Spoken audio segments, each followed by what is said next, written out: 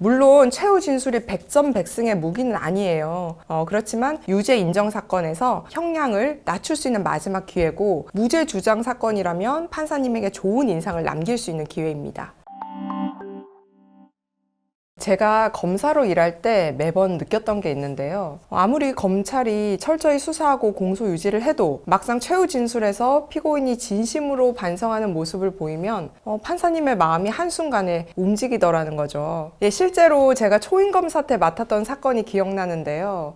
상습절도로 구속 기소된 피고인이었어요. 수사할 때는 계속 부인했거든요. 그런데 재판 마지막에 갑자기 이런 말을 하는 거예요. 어머니 병원비 때문에 그랬습니다. 절 용서해 주십시오.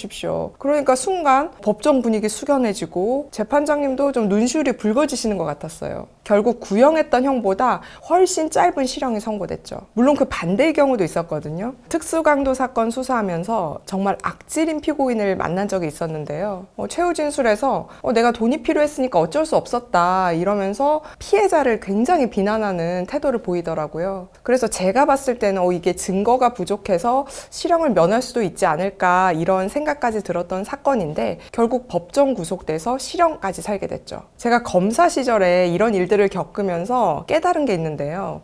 최후 진술은 양날의 검과 같다는 거예요. 잘하면 정상 참작의 계기, 그런데 잘못하면 더 무거운 처벌을 초래할 수 있다는 거죠. 그러면 어떻게 해야 실수 없이 최후 진술을 할 수 있을까요? 오늘은 제가 경찰 검사 출신 변호사로서 제 경험을 토대로 몇 가지 팁을 공유해 드릴게요. 첫째, 억울합니다 라는 말 절대 하지 마세요. 차라리 아무 말도 하지 않는 것이 낫습니다. 또 피해자를 향해 원색적으로 비난하는 것은 절대 금물이에요. 특히 성범죄 사건에서 더욱 주의가 필요한데요. 저 여자는 사실 꽃뱀이에요. 저는 억울합니다. 이런 말 절대 해서는 안 됩니다. 판사님이 피고인 태도를 좋지 않게 보실 수 있거든요. 그럼 당연히 양형에도 불리하게 작용될 수 있어요. 둘째, 최후 진술은 3분 내외로 간단하게 준비하세요.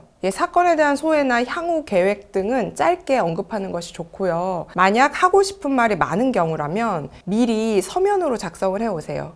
그리고 법정에 참여한 실무관님에게 제출하면 됩니다. 그럼 기록에 남거든요. 그럼 판사님이 당연히 읽어보시죠. 다시 한번 강조하지만 피해자를 비난하는 내용 절대 하시면 안 돼요. 설사 무죄를 다투는 경우라도 그건 역효과만 나올 뿐이거든요. 그리고 너무 긴 최후 진술은 판사님이 제지하시니까 전하고 싶은 핵심 내용만 3분 내로 정리해서 말하는 게 중요합니다. 마지막으로 팁을 더 드리자면요. 최후 진술로 준비한 원고를 직접 작성해서 법정에 들고 가시는 것을 추천해요. 딱 A4 반장 정도 분량이면 좋아요. 재판이 끝나면 그 최후 진술한 내용을 실무관에게 전해주세요. 그러면 내가 최후 진술에서 한 말이 공판조서에 그대로 기재됩니다. 혹시 법정에서 내 목소리가 작아서 전달이 안 됐다고 해도 판사님께서 공판조서로 최후 진술 내용을 확인할 수 있으니 안심이죠. 물론 최후 진술이 100점 100승의 무기는 아니에요. 그렇지만 유죄 인정 사건에서 형량을 낮출 수 있는 마지막 기회고, 무죄 주장 사건이라면 판사님에게 좋은 인상을 남길 수 있는 기회입니다. 그래서 저는 제 의뢰인분들에게 항상 당부하거든요. 최후 진술 준비할 때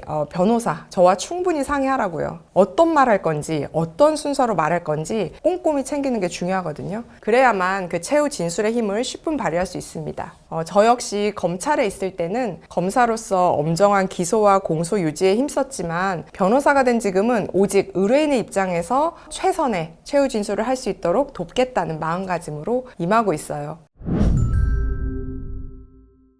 재판이 마무리되는 그 순간 오늘 제가 드린 조언이 조금이나마 도움이 되셨길 바라면서 언제나 여러분의 권리를 지켜드리는 변호사가 되겠습니다. 감사합니다.